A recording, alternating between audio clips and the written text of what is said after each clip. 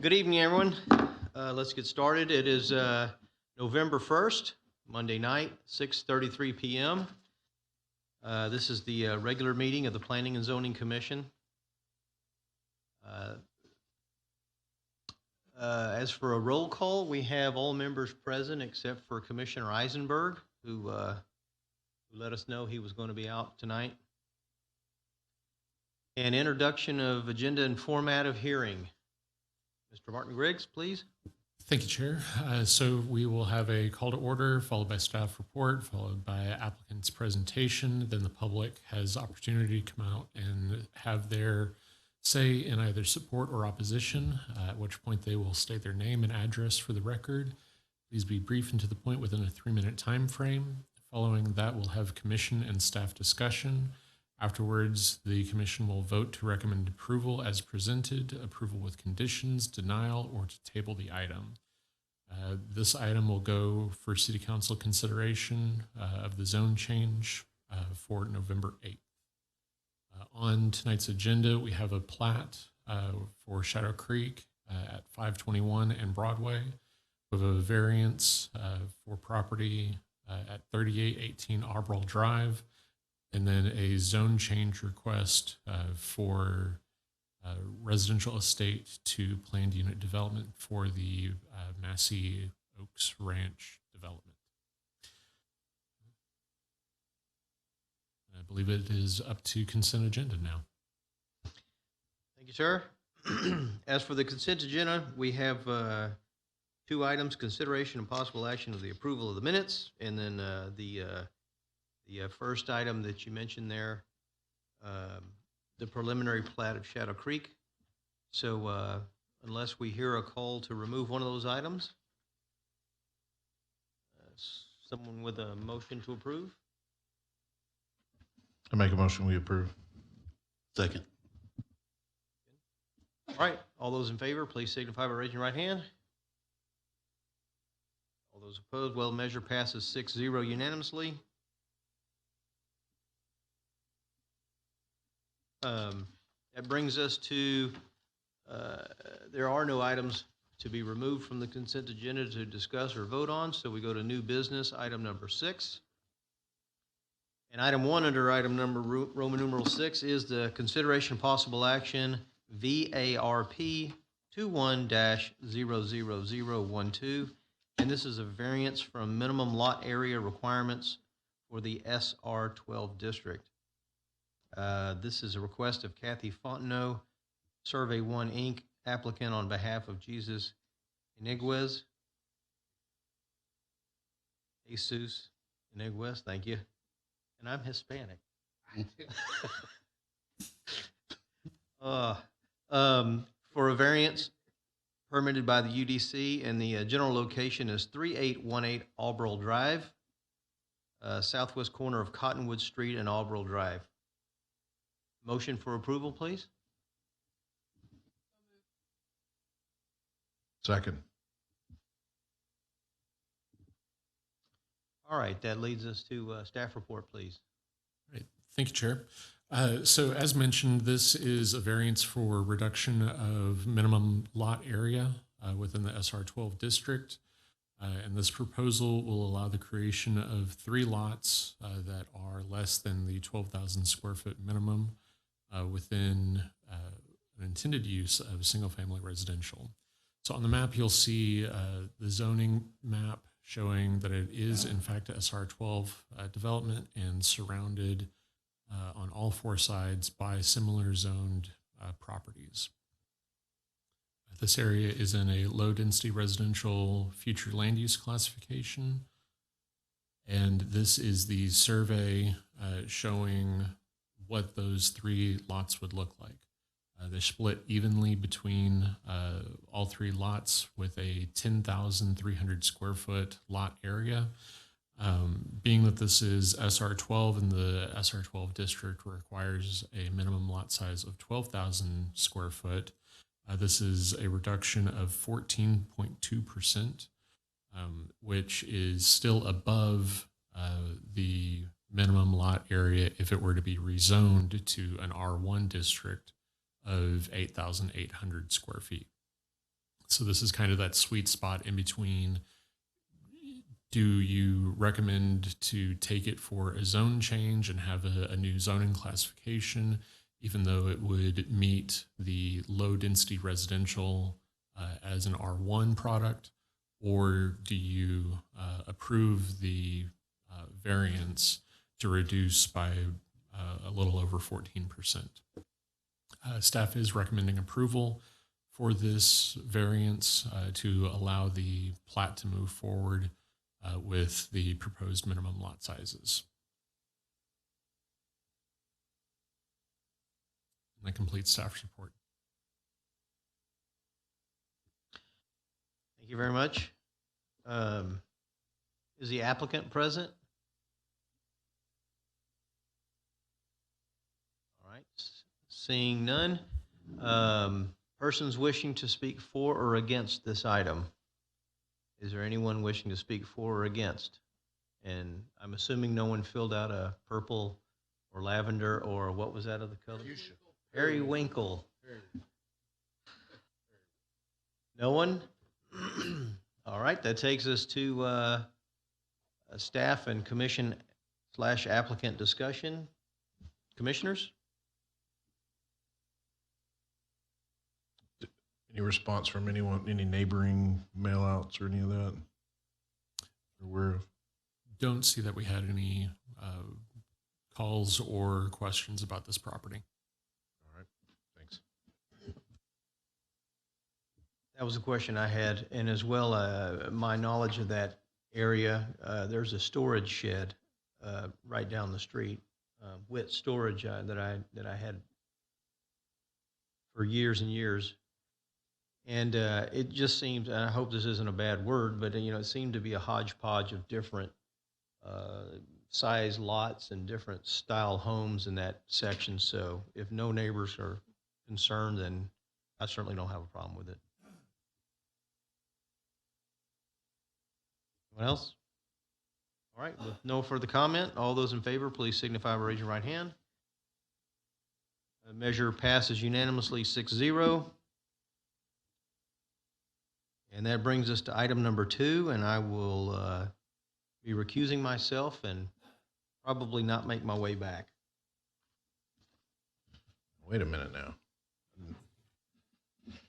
Thought this was a temporary thing. Give you a minute to get out. Item 2, consideration possible action, zone change for application zone 21-00015. A request by Andrew Lang, BGE Inc., applicant on behalf of William and Robert Liu, owner, for approval of a zone change from the residential RE district to the planned development PD district by incorporating additional 74.71 acres of land into the Massey Oaks Planned Development District to accommodate a proposed residential development. General location southeast corner of Old Massey Ranch Road and future Harpkey Road. Sorry, he's got me all out of order here. We have a motion for approval. So moved.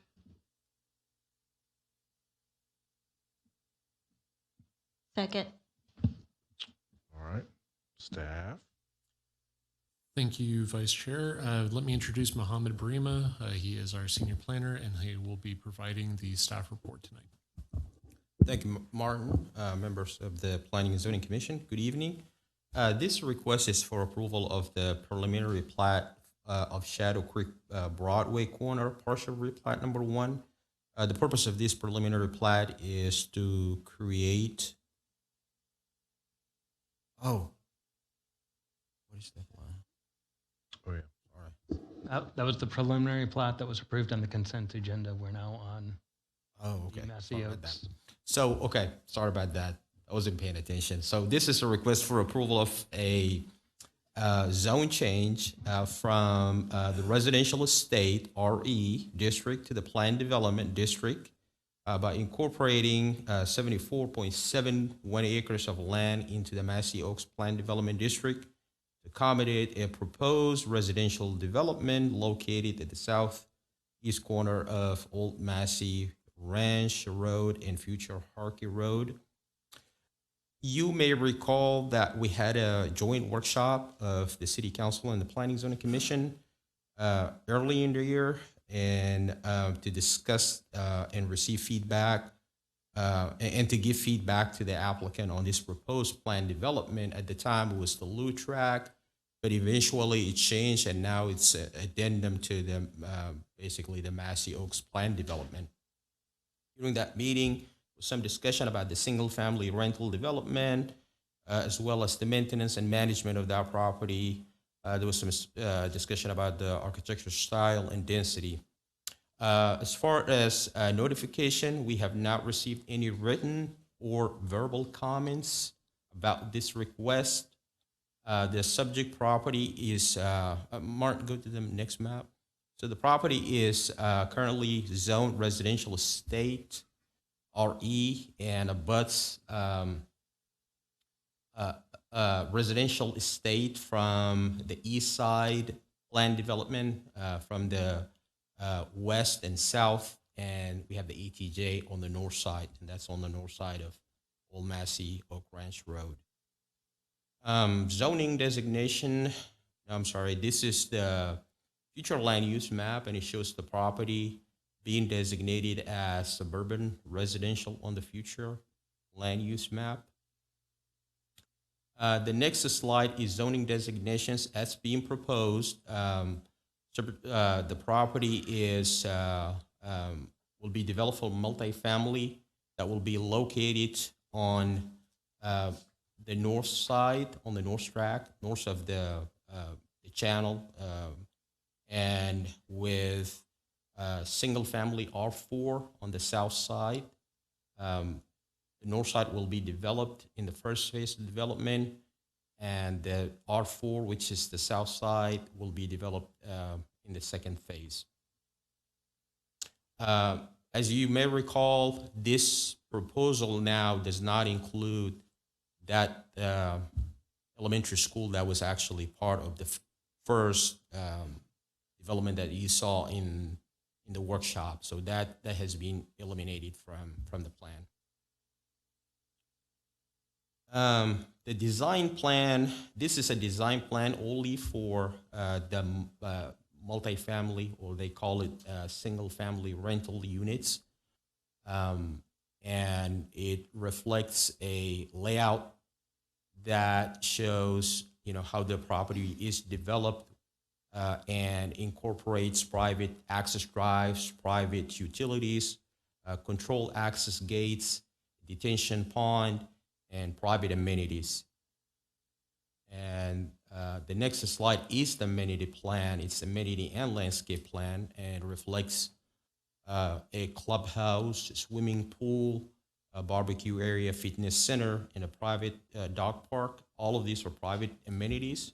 As far as trees, they propose to plant 2 caliber inches per 30-foot length, per 30 feet of street frontage. This will be the 2 street frontages that they have. No additional trees that are being proposed internal to the development. They do show some trees, but they're not being proposed as part of this PD. Next slide is phasing plan. As I mentioned, the darker color on the north side will be developed in the first phase, and then the blue color on the bottom side will be developed in the second phase. Next slide is the utility and infrastructure plan, and it shows that they will be developing, putting some water and sewer line along Old Massey Ranch Road, as well as a sewer line along the future Harkey Road.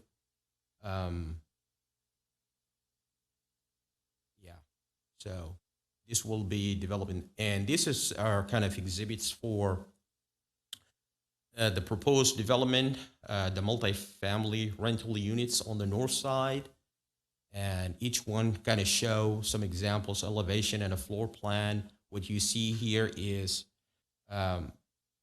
1,100 square feet on the right side, and you have about 900 square feet units on the left side. The next slide are kind of bigger homes, 1,200 and 1,500, approximately 1,500 on the right side. These are just examples of how these rental units will look like. This is a view of the property from Old Massey Ranch Road. The property being on the right side of the road, or actually on the right side of the screen. So next slide, this is the conformity table that shows the property is conforming to the comp plan, land use map. The density really doesn't decrease because of the amount of dedications that they have with this development for right-of-way as well as easements. There's already an existing easement that bisects the property along the channel, the drainage channel. Thoroughfare plan, there will be some dedications for right-of-way that are provided by this speedy, including Massey Oak Ranch Road as well as future Harkey. The property will be platted eventually, and as far as utilities, it was mentioned in that phasing plan a few minutes ago. Next slide is the approval criteria for land development, and it shows that this development meets all of the criteria except a couple. One of them is with regard to the R4. That could have been developed as just a traditional zoning. It doesn't have to be PD because we didn't actually receive any design plan to go along with that. So it's just a designation for R4, which could have been done just as a traditional zoning. And then the last one is also related to the R4 because we don't have that design plan. We couldn't judge that because we don't have any design plan to go along with that. So, and next slide, Martin. This is staff recommendation. So staff still recommends approval of this development as an addendum to the Massey Oaks development with two conditions, or actually with two changes, not conditions, but changes. First of all is that the single family units that are visible from Massey Oak Ranch Road shall adhere to the development standard for the exterior elevations that's found in the Massey Oaks. As you can see, it's a little bit different. In the Massey Oaks development, they have incorporation for masonry products and things like that. We don't see that with the elevations that we just saw. And so we feel like in order for it to be an extension and complementary to the Massey Oaks development, these units need to incorporate some of those elements and be compatible with that. And the second one, the developer should also submit a design plan for the second track, for the second track in the second phase for approval as an amendment or as an addendum to be approved through a master plan process at the time of development. And that's all I've got, and that concludes the staff report. Thank you.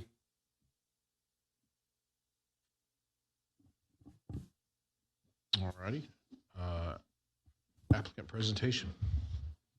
Mr. Mueller, state your name and address and go from there. Alan Mueller, Romax Development, 1925 Pearland Parkway, new address after 20 years. I got to remember that. Thank you for your time this evening. And also, before we got started, I wanted to thank the Major League Baseball for scheduling this as a travel day. So I think hopefully that works for everybody. Just want to introduce, Paul Groman with the team, Ron Cobb with Massey Oaks, and then Chris Patterson will be up here shortly. But any of us will be available to answer any questions as we go. But again, just wanted to thank the commission and the staff for all of your time at the workshop and answering and looking into questions and getting educated on this product in the meantime. We're pretty excited about the build for rent. It's a new product coming into Pearland, and we think it really fits a very nice niche in the market. And again, we just appreciate everybody's time, and we've tried to listen to the comments that were made during the workshop and subsequently, and we think we have a good package put together. So with that, I'll turn it to Chris, and then we'll be happy to answer any questions. Thanks, Alan. Again, Chris Patterson with BG. Thanks for y'all's time this evening.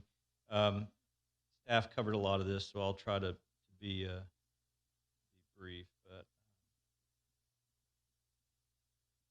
But as Alan mentioned, we're all really excited about this addition to the Massey Oaks projects, which we've been involved with for several years now, and just thrilled to see it finally start to come to fruition and come out of the ground. So again, staff covered a lot of this, but it's adjacent, obviously, to Massey Oaks. One of the things that's changed is from a standalone PD, we are bringing it into the amending the Massey Oaks PD just for some of that continuity. So that's kind of one of our primary goals there. Staff also mentioned the R4 residential, and totally fine with the condition to present the design plan at a later date. Quite honestly, we're just not there yet. And since we're not really asking for anything outside of the box beyond standard R4, that's why we are where we are there. And at the right time, we'll certainly present that design plan.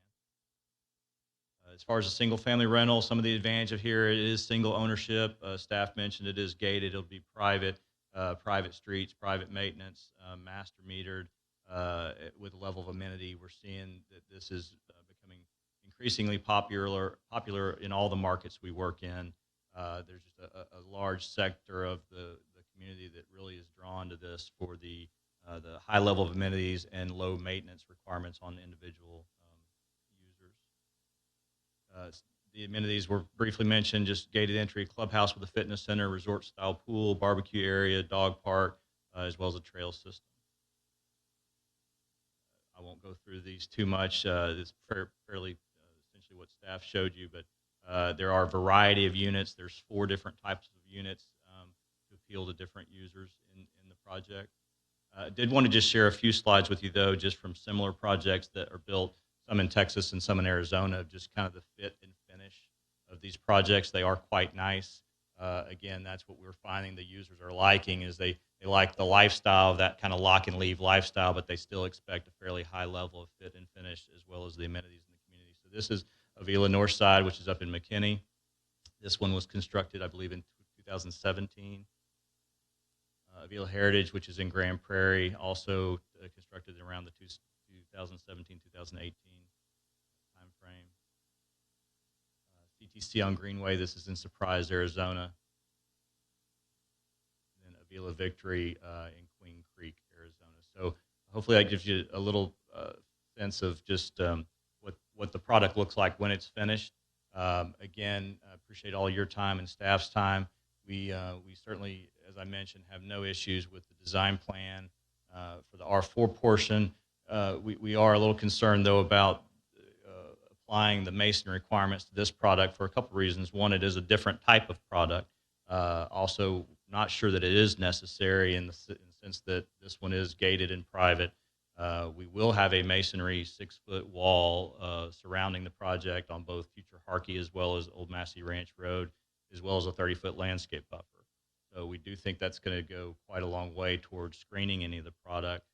Also, there are some existing trees along Old Massey Ranch Road that we are hoping to save.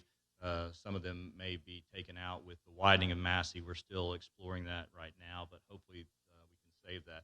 I will tell you, though, that and one of the reasons we wanted to bring it into the Massey PD is all the common materials, the fencing, the walls, the plant palette, signage, that's all going to be speaking the same language as Massey Oaks, so it does feel like part of the same master plan community, even though the product is a little bit different. But anyway, with that, thanks again for your time. Happy to, or I'm sure any of us are happy to answer any questions that you may have of us. Thank you. At this time, do we have any persons wishing to speak for or against this item? Did we have anybody fill out a periwinkle piece of paper?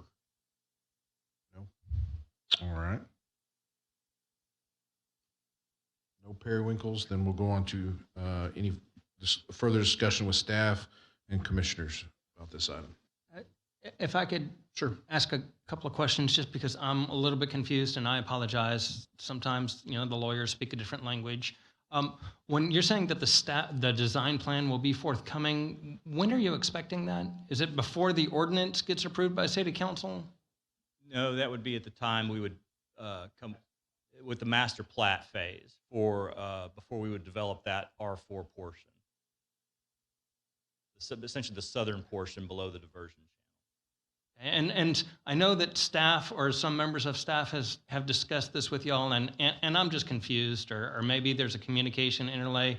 I see a section of the Unified Development Code that says that no PD can be approved unless the design plan is approved. So you're trying to get this portion of the PD approved, this amendment, but the design plan hasn't been approved yet. And I want to make sure I tell this body good advice on that. I mean, I know what the ordinance requires. Sure. The way we read the recommendation was that the design plan for the southern part of the tract would be approved during the master platting process, which would come after the PD is approved. That's how we interpreted that.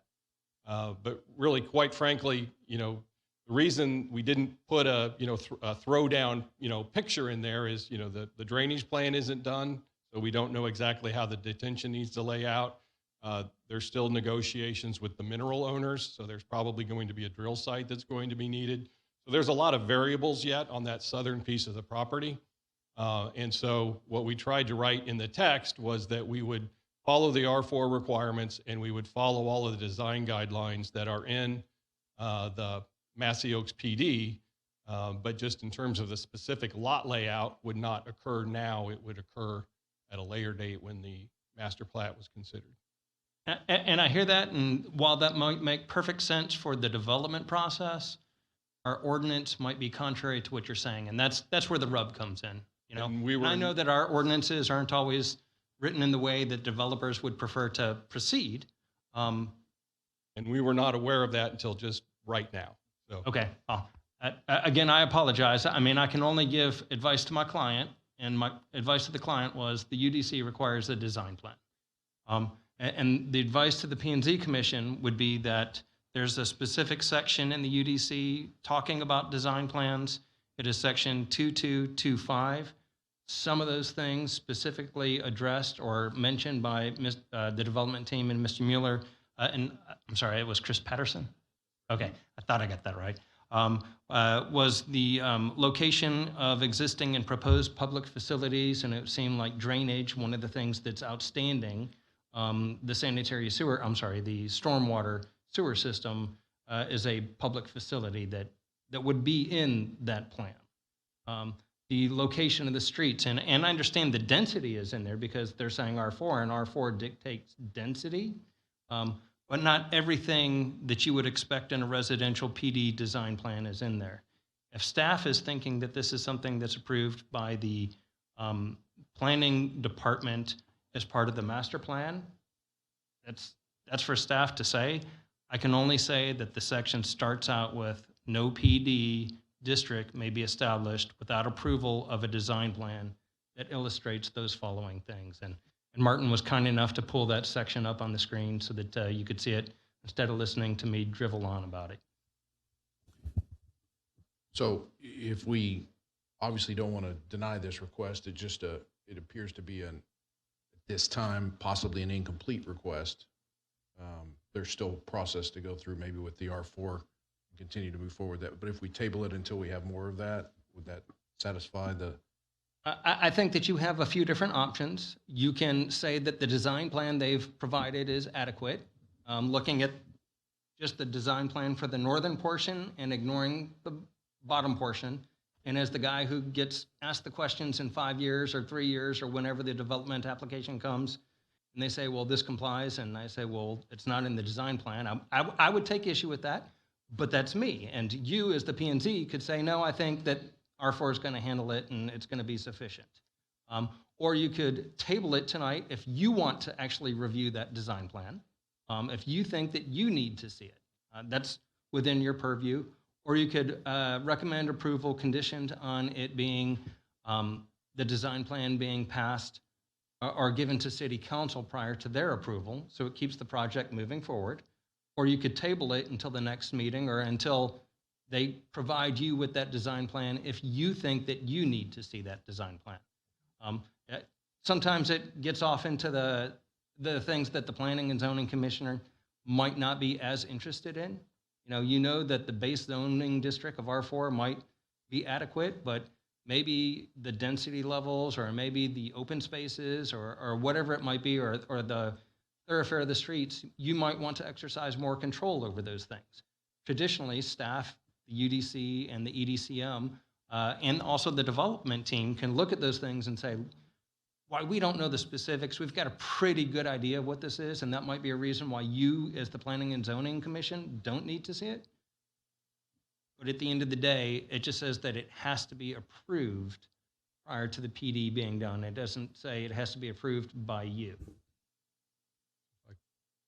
I could add, one of the things that came from the workshop was the school, since it was kind of unknown whether or not the school could be in or was going to be out. And again, we chose, based on hearing that reaction, we took the school out to kind of remove that ambiguity, because the school district isn't just able to commit, absolutely today.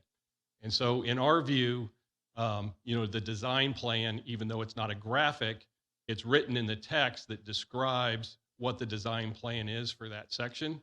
It's going to follow R4. It's going to follow the Massey Oaks guidelines. So in our view, and based off of the recommendation that we saw from staff, the design plan was adequate. So this is a little new information for us. Again, if you felt compelled that you needed to see something, I mean, we could prepare kind of a quote unquote bubble plan that could be presented to the city council. But again, in our view, this is not relevant enough to hold up the entire process. The build for rent section really has been the thing that has gotten the most attention and the most discussion, and that's where we have focused our efforts.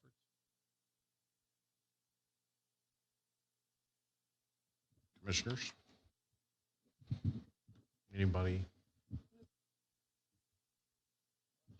You see, back to the slide deck, what, right there, yeah.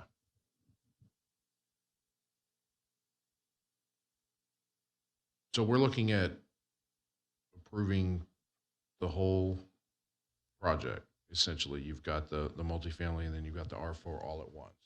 It's not something you can delineate a portion and then put the rest on hold or something like that. It's all or nothing. Well, theoretically, you could approve the northern portion and exclude the southern portion from the approval that you recommend. I'm trying to think of a different way to do that. Well, the application was for the entire thing, so you could choose to incorporate this into the PD and not incorporate the other, even though the notice was that you don't have to agree to all of a zone change request. So that would be possible. I imagine that would create just as many delays for them. Yeah, I mean, it kind of defeats the purpose of trying to look at this, holistically. I mean, we were asked to include the property in the Massey Oaks PD, which we've done, which to me provides that extra assurance in terms of what the design plan is going to be in terms of the landscaping and the fencing and the fit and finish of everything.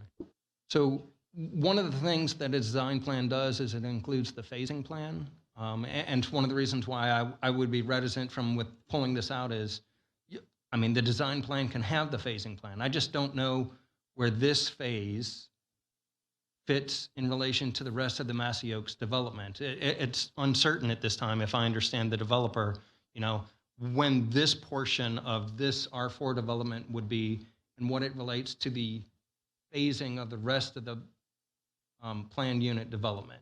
So that's one of those components that is outlined in that design plan criteria. So, if you were to pull it out, I guess you're dictating the phase, saying it's not going to be this portion.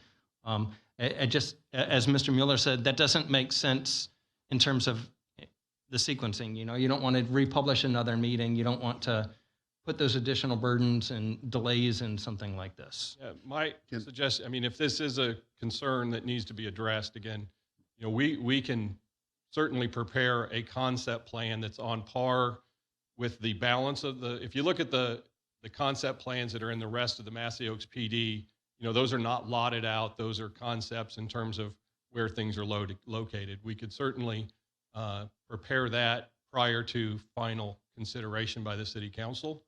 But again, in our mind, it's pretty well locked in based off of the terms and conditions that are already written in the PD. There's not a lot of flexibility with what we can do. So we cannot get to the level of specificity that is shown for the build for rent section. So I would hope that's not what we're talking about, but we could certainly, prior to city council final action, if that was a condition, is have a concept level plan that would certainly lay out where some of these other facilities might be. But, it really would not be practical for us to pull this out from everything else. A conditional approval would mean, I guess if we put it in place, conditionally approve it, but a design plan must be submitted prior to city council approval. I just wanted to just add one piece of information. This project is supposed to go to city council on November 8th, as we mentioned at the beginning of the meeting. So that's next Monday. So eventually it'll have to be postponed. I don't think it's going to be, is it going to be possible for this to happen before? Yeah, that's the first reading. What I said was before final approval by city council, which would be 3 weeks from today. So, I'm sorry, if I could answer Commissioner Earl's question. Oh, sorry. The conditional approval could, upon the design plan being approved by council, that is a possibility. It allows the project to move forward. And what that would mean is you're a yes vote as long as this happens.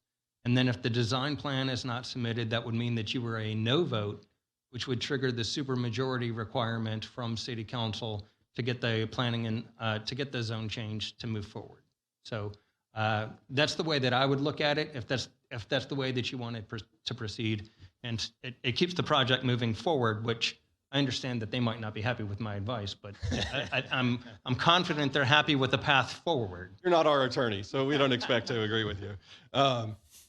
Again, I just want to be clear that the design plan that we would prepare for the southern portion of the tract would be on par with the level of detail that's in the rest of the Massey Oaks PD. It would not be down to the building pad level like we have in the build for rent section, but it would be on par with the other exhibits that are in the PD.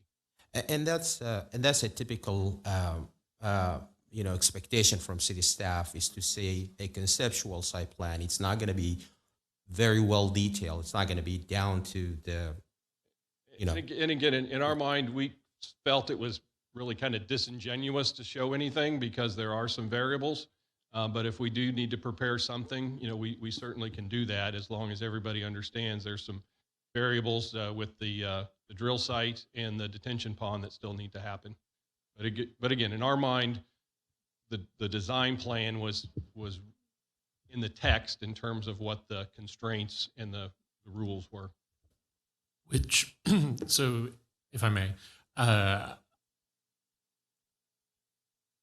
there are some language pieces that could be inserted into the addendum to fully reference back to the original R4. If you remember, earlier this year, we had an amendment to the Massey Oaks original PD, and majority of that was with a base zoning of R4.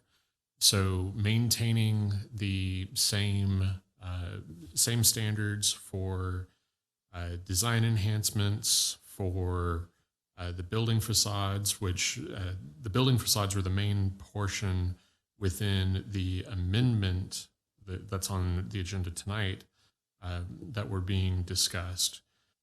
But there are also fencing discussions, there are trails and sidewalks, landscape buffers, trees,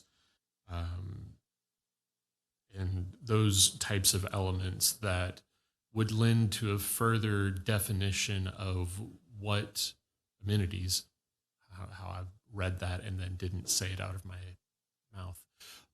But those are the types of things that would lend itself to be more of a form-based code to say this is what's going to be there. I say form-based code in the loosest sense of that term, but as Mr. Mueller has said, that would help to provide that assurance that the level of quality that's going to be built is higher than a normal R4 zoning district. So I think either the additional text or the bubble map with known deviations.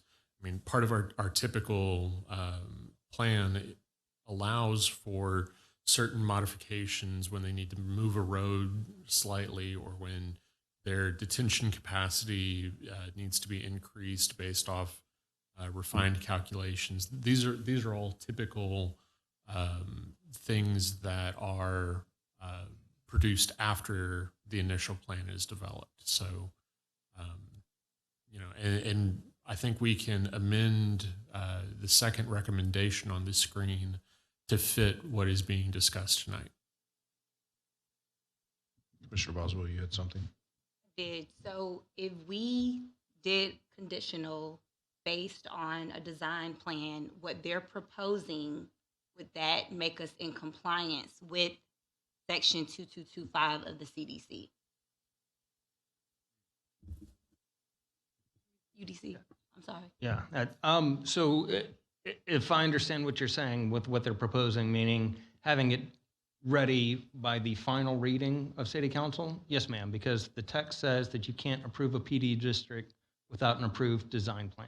So I think that if it comes in by time of the final reading, the second reading of the ordinance, it would meet that requirement and City Council can approve it.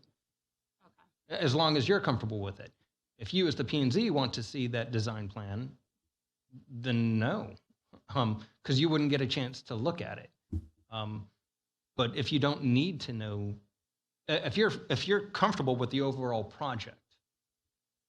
And I guess my follow-up question is, I know they did, back in August, they did the workshop, and we're here now discussing this. Why wasn't this caught before now? I think that there may be a miscommunication. Okay. When staff was asking for the design plan or when it's required or what it's composed of, when I'm talking to staff and then when staff is talking to the developer, somewhere in there, I believe there may be a miscommunication. Okay. So Go ahead, I'm sorry. I would be okay with this, but it would have to be conditional with receiving a design plan for council to see before the final vote. So that would be my feedback. Thank you. And we would certainly strive to have that ready for next Monday, but certainly want to make sure it was ready for their final approval. So yeah, with that, with number two, we'd be, if there was an amendment to that to say the design plan was conditioned on the design plan prior to being approved by City Council on their final approval, something to that effect. I guess just to circle back to number one, we'd really like to stress that is one, we are not in agreement with that.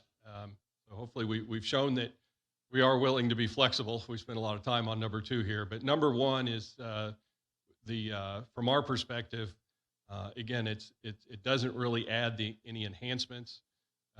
What we're trying to create is a separate, enclave community that has some, product differentiation between this product and the other, products that are, contained within Massey Oaks. As Mr. Patterson pointed out, it has the masonry fence, it has the landscaping, it has common maintenance, and so we think having everything behind that gate, having a unified architectural standard is going to be a better product than if one row of houses has some extra bricks on it. We don't see that adds the value when we're trying to make sure that these are a price sensitive product for people that empty nesters and single parents that might want to live here. So we could agree with number two as changed, but we would like to reiterate that we'd like to leave number one out. Well, and your cost is going to go, I mean, the product is no longer going to be something your developer of this project could absorb if, I mean, that's the truth. The numbers no longer will work. If you have to put brick on multiple buildings throughout the whole, I mean, that's more the truth, I would think, than it doesn't look good, or it's going to be very expensive. It is. And again, when you're trying to hit a price sensitive market, you know, and again, these aren't cheap by any means. But, you know, when you're trying to, these are, you know, people that want to live here or people that don't want to own a home, you know, so they are trying to hit a price, you know, sensitive target, and adding, you know, what we think is, you know, unnecessary conditions like this just is going to price certain people out. So you would pass on through the rent to them as they rent these structures, these you know, units? You'd have to do the financial analysis. So, you know, if you know, the additional cost of this material gets priced into the rent structure. And so you have to figure out, does that then price you out of the market? You know, we had a very extensive market study done in terms of the folks that are want to live in a facility like this and the rents that they're willing to pay. And so if you price things above that rent level, you're not just, you know, raising the rents on people, you're probably just not building that market, that product, because you're pricing your target out. When you had the number one condition, what was your thought process as wanting this to be a condition for approval? So our thought process was that the original Massey Oaks had a rear facade requirement for masonry components at 100% of the first floor and 75% of the second. The amended version had 100% of the first floor and 75% of the second. And we are just asking for the first row of residences along Old Massey Ranch Road and anything that is visible. So basically these first two that are visible along Harkey Road to maintain the similar look and feel that you would find in the original Massey Oaks Ranch design. We understand that there is a masonry fence, but there's also a fence component and landscaping in the original Massey Oaks. So we're just looking to maintain the same look and feel from a unified development as you move across Old Massey Ranch Road. Is this a common request? I'm going to go with no. I'm going to say that it used to be a common request. It used to be something that we put in a lot of different things, especially the corridor overlay district in all PDs, asking for additional materials. I would say that as a result of not the most recent legislative session, but before that, our ability to require types of brick or types of siding has been limited. Now, I think that you can negotiate for it as part of a PD. That has not been tested by the court system yet. There's a question, you know, if they negotiate for that by asking for lesser standards in a PD for other things, is part of the negotiation is to get enhanced standards for some of these other things. Are these acceptable negotiations in light of that legislation that was passed? No cases have interpreted that section yet. So I don't know. I would stand to reason that if you give a little, you can get a little. I almost think, I guess I almost think it would look better for them to all be the same than to have one row with a. And that's exactly what Mr. Mueller's suggestion to you is. And if you agree with him, then we would expect to know where your vote is on I'm number sorry, one. Mr. Mueller, I didn't hear you say that. Yeah, again, we're trying to keep everything behind this gate, so to speak, uniform and consistent. And so, I mean, I understand this, the staff's view, or hear the staff's view that they're trying to keep the outside view looking in as being consistent.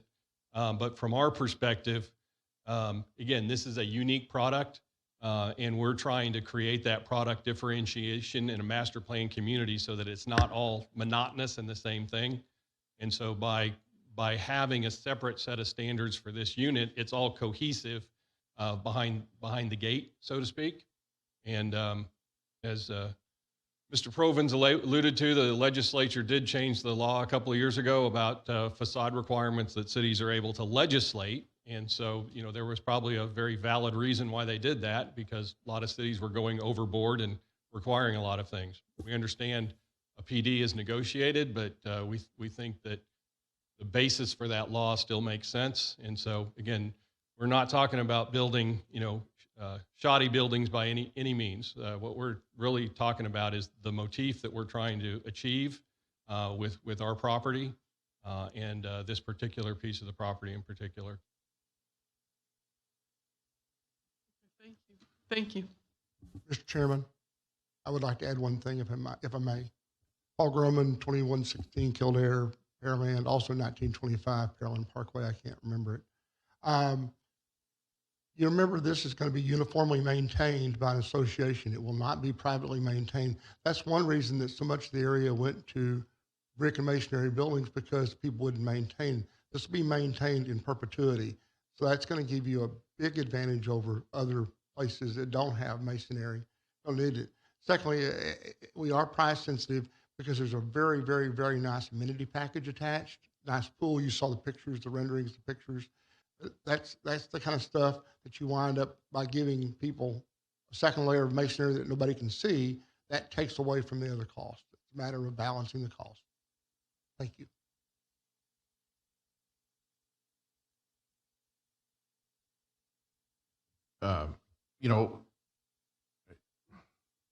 Tell me, the definition of a PD allows for the uniformity, correct? I mean, that's part of what's negotiated when the PD's put together, is to be consistent across the board.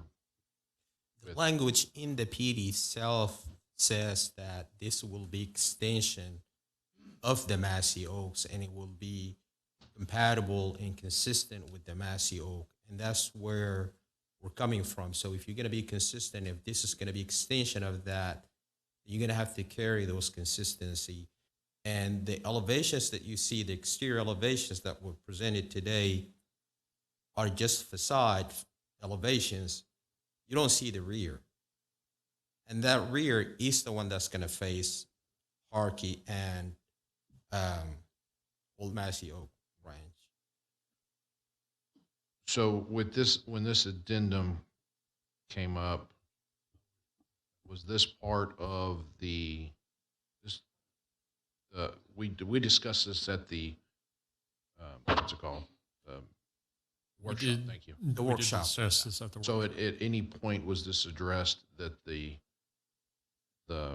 continuity between the Massey Oaks PD and this would need to be addressed, with the thought that we would want to keep the visible rear facades in this case? We've had similar discussions with the applicant. We felt that it was worthy to bring to y'all's attention just as a discussion point. And absolutely, that's fair. They certainly warned us about the facade issue. Again, from our perspective, by including it in the Massey PD, though, all of the fencing material, all of the landscaping, sidewalk treatments, all of those things are going to be consistent from the outside looking in. Only thing that's different here is the elevations on these, few buildings. And again, we're trying to do something that's different and unique here. And if you just paste the same facade on the back of it, you're sort of defeating that purpose of trying to communicate that this is a unique and different enclave part of the project. It's just hard. You've got a hybrid product that doesn't exist, locally. Right. And you've got a single owner, right, just like if you had a single house in the Massey Oaks at some point who backed up to a major road, you would make that builder But the facade, as a single owner, homeowner, you would say you have to have brick 100%, first floor, 75%, second floor. Well, now you're looking at a single owner, much bigger product, I understand, multi-unit product, but then you're at, and the PD has, is built to say, as a single owner, whether it's a home or a development like this, these are the rules and regulations. So it's harder to pluck out in y'all's case, I get it. It's developers. You run after the things you like, and then, the numbers get in the way, and we try to, find a way to get to something that will satisfy everybody. And you also want the continuity because there's something to be said for it looking the same. I mean, that's the point. These houses or units are gonna, if you have one that has brick on the back and then three units down, it doesn't, it's gonna look odd. It's not gonna look favorably. So, And again, as Mr. Groman pointed out, the difference between this and a single family home is, this is going to be basically corporate maintenance, on the entire property. You're not relying on a single homeowner who might be a bad actor, not taking care of their house, like you would in a neighborhood where everything was, singly owned. So in a situation like this, it's corporately owned and corporately maintained, and so there is that profit motive that's involved with making sure that it's well maintained. But again, the cost is not so much as the motif and the MO that we're trying to project by making this enclave, separate and distinct from the rest of the property. Commissioner Dansby, I don't believe that this was discussed at the workshop at all, because at the time, the workshop was for a different PD, if I'm recalling this correctly. It was the Lou PD. The facades were discussed, yes. It was discussed. I apologize. I remember it being for a different, like you wouldn't say the Lou PD had to be the same as the Massey Oaks PD because even though it was the same developer, it was two different. But yeah, we might have the suggested issue uniformity. of the facades was discussed. And again, for 99% of the comments that were brought up, I think we've acquiesced and tried to comply. We've brought it into the Massey PD. This really is the only sticking point. And I just want to reiterate, I know we're spending a lot of time on this, but we have, I think, been very responsive to all the other comments. We wouldn't spend this much time on it if it wasn't important to us in terms of how we want the look and the feel of the project to be. I have a possibly stupid question. Does it have to be part of the Massey Oaks PD? Is there a real benefit there? That's the application in front of you. Thank you. And the benefit is that it's tying the sections together, so that way you're not creating another PD that then has similar language and then it becomes confusing on which side of Harkey are you dealing with, or which portion of the development has X standard and which has Y. It becomes a lot easier for both the developer, the future builders, and for staff to just say that it's within the Massey Ranch PD. This doesn't feel easier right now though. If it was, I'm really asking you. Launching projects is often more difficult at the beginning than it is towards the end. So because it's in the middle of Massey Oaks PD, It is because it is surrounded by Right. That's what I from meant. two sides. And on top of that, they have some utility and infrastructure, and they have a development agreement with the city. And that's something that I also wanted to mention. That they'll come back and amend that development agreement to take care of some of those infrastructure and utilities. So it'd make it easier for them to come back and update that development agreement with the city. Thank you. Thank you, Martin. Appreciate it. I have a question. Do you guys have like an address of one of your locations? One that's already built? So It's this similar. would be the first product that this company is building. So the samples that we showed you were other companies that have built other projects in Texas and Arizona that we're modeling after. But this entity has not built a unit like this. Are the houses similar?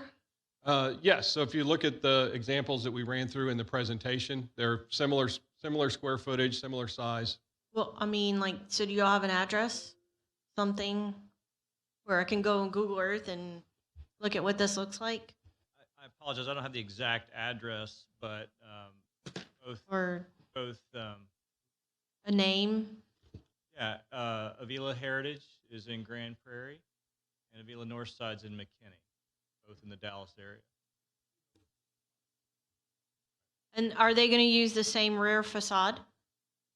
You know, that's what they've been modeled after. Uh-huh. Is it going to be the exact same? I don't know that I would be willing to say that, but I think certainly very similar in nature. There's another product that we've modeled after. It's called Birdsong, which is in Alamo Ranch in San Antonio. Okay, it's similar. Same build for rent, but yeah, Birdsong, Alamo Ranch in San Antonio would be another one. That one's not as old. That we showed these pictures just because they're a little older, and we wanted to be able to show you that there was a concern about maintenance and upkeep, and so that's why we pulled these. But the Birdsong in Alamo Ranch is a relatively new, but it's another similar product. I understand and appreciate staff's recommendation. I understand. I believe it's for us to add continuity along Massey Road Ranch, not just within the development. I understand you want your product to match to a certain extent. It absolutely should. That doesn't mean it has to be monochromatic. I mean, just all look the exact same. And it is just the back facade along Massey Road Ranch. If you're inside the development looking at one of the houses, you won't see a huge difference. But I think what it will add, also it adds to your maintenance. It decreases your maintenance, I'm sorry. I think long-term to keep staff's recommendation. I like it. I'm conflicted because this is an addendum to Massey. So I feel like I'm always an advocate of uniformity. And if we're willing to put this aside for this particular project, then we need to be willing to do that for future projects to come. And I can't commit that I am willing to do that. So while I understand the plight that this presents for you, I do understand staff's recommendation as to why they're asking for what they're asking for, because this is a neighborhood that's already been established. And to Brandon's point earlier, they're established and you're bringing something in. So for purposes of uniformity, I get why that condition is there. So I'm very on the fence as to how to move forward with this, but I am leaning towards, in order to move forward, the conditions being met, both of those 1 and 2 that staff is recommending. I appreciate those comments, but let me just say, we originally proposed this as a separate PD, and we voluntarily added it to the Massey Oaks PD at the recommendation of staff. So now we're kind of being punished, for going along with that recommendation. So for future reference, that doesn't bode well for people listening to recommendations, because then things like this happen. So Understood, and we're not staff. So when I received this development and went over it, that was it. It wasn't clear to me what were hot topic points or points that would make for controversial discussion concerning how this would be able to move forward. So again, I get your level of frustration at the moment, but I think because there are so many working parts in trying to communicate to move this forward, you have staff, you have legal, and then you have planning and zoning. And what might be important to one, legal has stepped in and said, well, you have requirements that have to be met for this particular part. So I do understand what you're saying, but I think it's just so many different parts working together to try to make this move forward for you that some things are getting miscommunicated, or what's important to me is not necessarily important to staff. So apologies, but this is where we are and we're just trying to figure it out. And my apologies. My comment really wasn't addressed to you specifically. It was more of a generic comment that it is a little frustrating to try to abide by what's being asked and then have that argument used against you. Let me say one more thing. if I just may. wanted to clarify that we made the comment about the elevations even before this was actually changed to be an addendum to Massey Oak. So staff gave that comment about the elevations even before this was changed to a Massey Oak addendum. We would agree with that. That's correct. We'd agree with that. One thing I'd like to say is since inception, the Massey team has tried to create a master plan community in an area that doesn't bode easily for master plan communities. When you look at master plans, I don't care if you're looking at Cinco Ranch or you're looking at Shadow Creek Ranch here in town.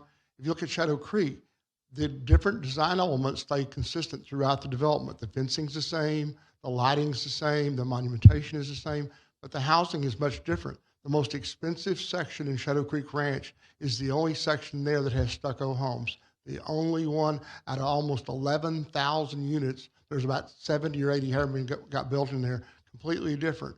When you do a master plan, your whole idea is to give people options and choices internally that they may have. We're finally getting to that point that we can do that. We've got 55s and 65s. Now, if we get this R4 approved, we'll have 50s. We'll have the build rent program.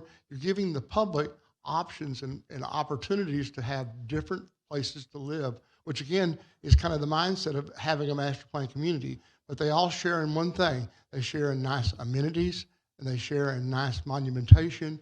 And that consistency is where you really get it from, rather than wasting money on some brick that no one's going to see, including the homeowner. Thanks. Okay, I'm looking on your Alamo Ranch, and the backs look very similar to the front on the facade. And they don't look bad at all. It looks pretty good. Yeah, but that's a house that someone's gonna buy. These are just, they're rental. To me, they kind of come across as if you're gonna rent an apartment, but you just have your own little space. And I just don't see, if we're trying to bring a more affordable product to Pearland, I don't see why we're breaking this. I'm just looking at the stuff at Alamo Ranch, and it looks really good. And that's why I'm conflicted, because it's not just for this project. Moving forward, are we going to be willing to set this aside and it not be a condition for uniformity purposes? Because I'm a big advocate of, if you do one for one, then do it for everyone, and don't pick and choose who you're going to create exceptions for. So that's my thing. I'm thinking about the bigger vision. But I'm looking at their houses that they presented, and their houses look really good. So that's the difference. I'm not looking at what anybody else is bringing, but I mean, it looks. They just do. They look pretty good,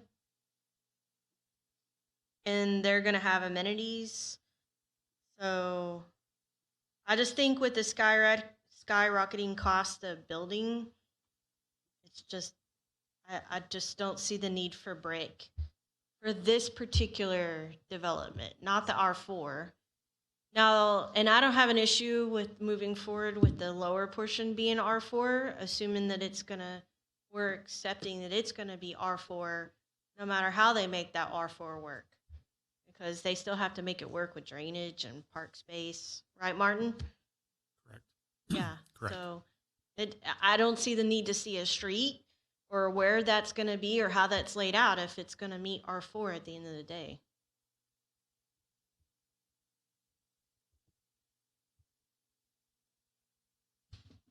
All right, so we need to get some direction as far as how we're going to move forward with a recommendation. There is a first and a second on the table. And so we need to, if we're going to amend that, is that correct? We need an amendment to it. If someone wants to propose an amendment to the motion that's on the table, and the motion was to approve as presented with no staff recommendations at this time. So if we're going to add any staff recommendations or any other recommendations, we'll need a first, we need an amendment and a first and a second to put it on the table for additional further discussion and or a vote after that. Is that correct? We have to first amend the motion. Yes. Okay. Yes, sir. So I would encourage you, so that you don't have to vote up and down and up and down and up and down again, to have a discussion now while the original one is on there, who wants one and who wants two. And then whoever is in the majority on there, somebody from that group say what the motion is and what the second is, and then go from there.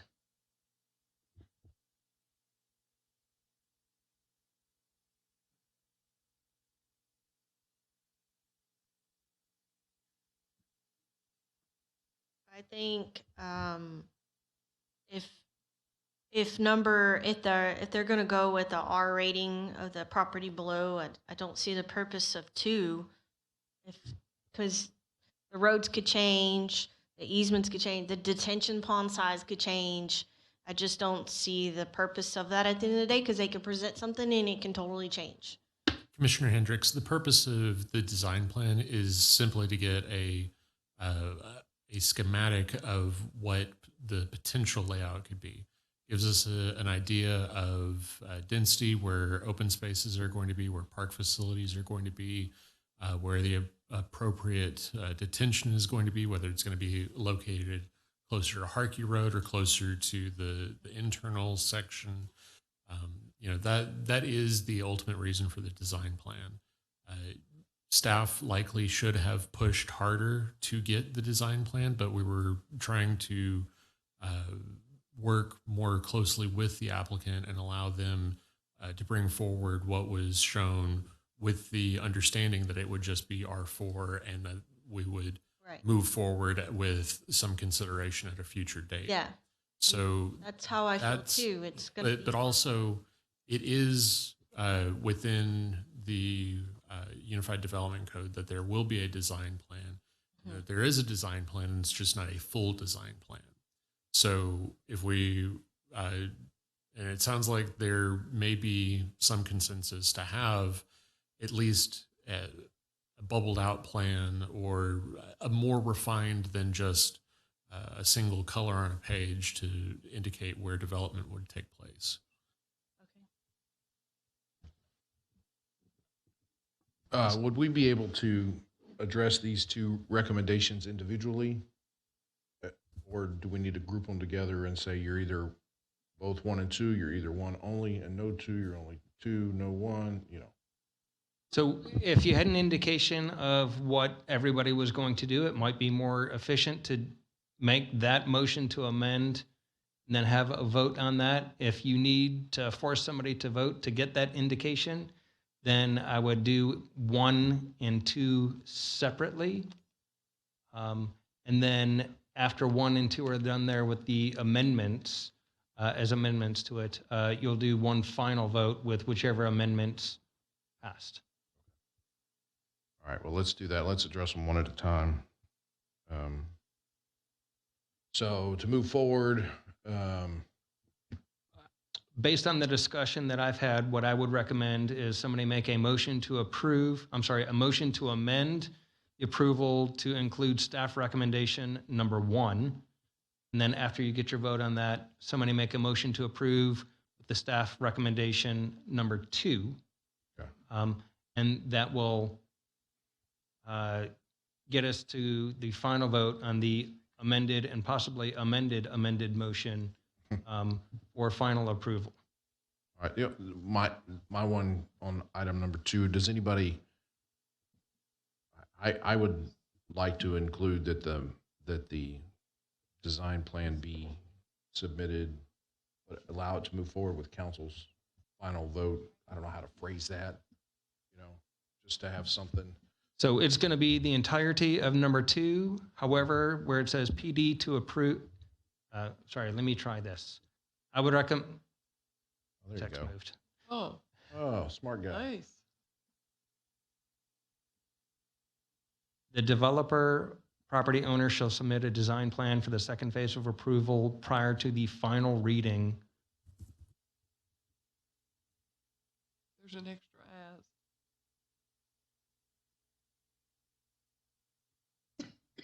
as. Between approval and prior, Martin? Are you the one who's typing?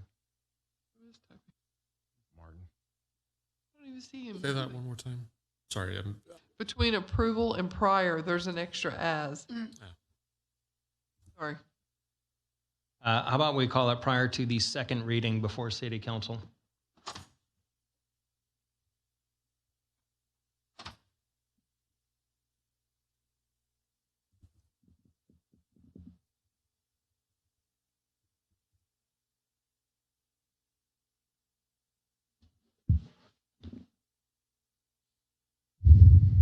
Is that good? Yeah, no, So if somebody would like to make a motion to amend, including staff recommendation number 2 as depicted, or read that text, or if you'd just like to say so moved, you could do that. all right. So well, moved. let's- Point of order. Well, are we on number 1 though, right? Yeah. A question. And I'm absolutely splitting hairs, and I apologize. The development property owner shall submit a design plan for the second phase for approval. Does that mean it has to be approved, or just submit it for approval? They need to submit it before the second reading. Council will get their advice as to whether or not they could approve the PD without it being approved first. But ultimately, my advice to council at that time, if I were the one who were sitting in this chair here, would be that by approving the PD with that design plan in it, you are approving that design plan. All right. So do we have a motion on the table yet? For number 1. I thought we started number. Or we're starting at number 2? We started with number 2, Okay, yes, ma'am. Well, I said so moved for number 2. So we need We have a second for item number 2. I second. We have a number. All right. Right.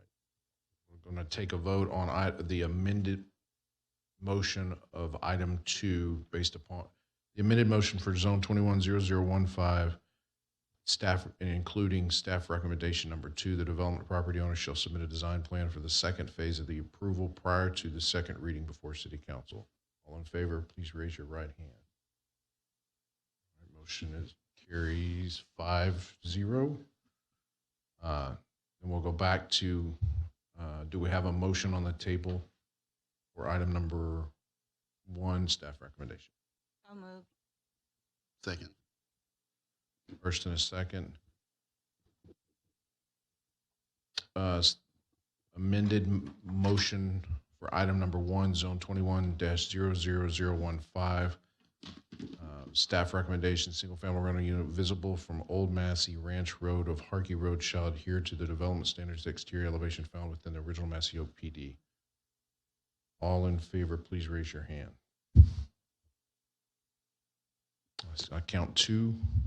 All opposed, please raise your hand. Count 3. So motion, staff recommendation motion fails 2-3. So do we have a final? So we currently have an amended motion on the floor. The amended motion is for the approval of the PD zone change, including staff recommendation number 2. Number 2. Do I have a motion? That is the motion on the floor. Okay. All in favor, please raise your right hand. Any opposed? No. Motion carries. Just 5-0. Design plan.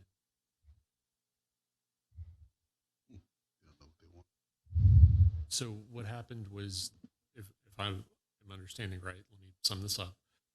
They took a vote on each item. They like number 2.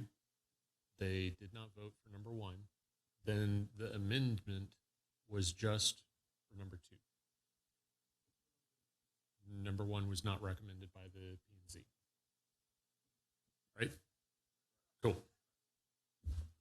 Hey, man. So I don't know what everybody's going to think tomorrow, but when everybody walks out of here today, we expect them all to be on the same page that, yeah. Okay. Sometimes neither are we. Discussion items, commissioner activity report. I think you, Henry. had Oh, a- yeah, I do. I'm sorry. Yeah. Tired. No, he's gone. He's gone. He went home. So November 10th, we'll be having a CPAC meeting that's going to be at 4141 Bailey. That will be City Council as well as Planning and Zoning Commission as well as CPAC. And we're also going to be in discussion of Pearland 2040. There is an interactive website. I feel it's called, is it Pearland2040.com? that correct? No, maybe. It is Pearland2040.com, and it's an interactive website that we are trying to encourage commission as well as the citizens to visit and look to see what 2040 could possibly look like for Pearland. You can add feedback to the website, so it's very interactive, very fun, and just suggesting for anyone that you know, directing them to this website so that we are able to get as much feedback as possible. That's Very it. nice. What's It is November 10th, 2021, 6:30 p.m., 4141 Bailey.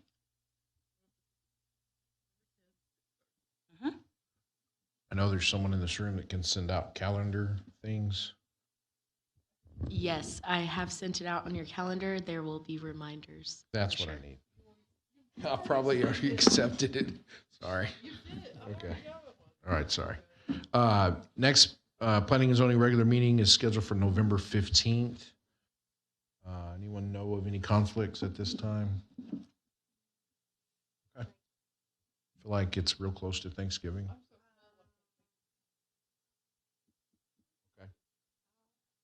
Commissioner Hendricks is acknowledging her not being able to attend on the record. So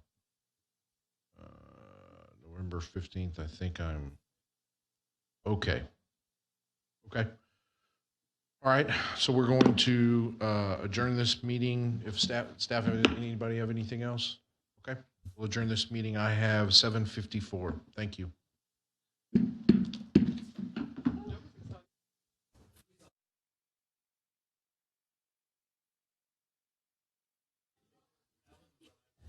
We tried to make it here for the variance. Did that pass? Yeah, I got approved. 6-0 to approve. I was kind of looking at her, I was like, usually she's here, but I know. But no, it went fine. I actually did the report for it, so.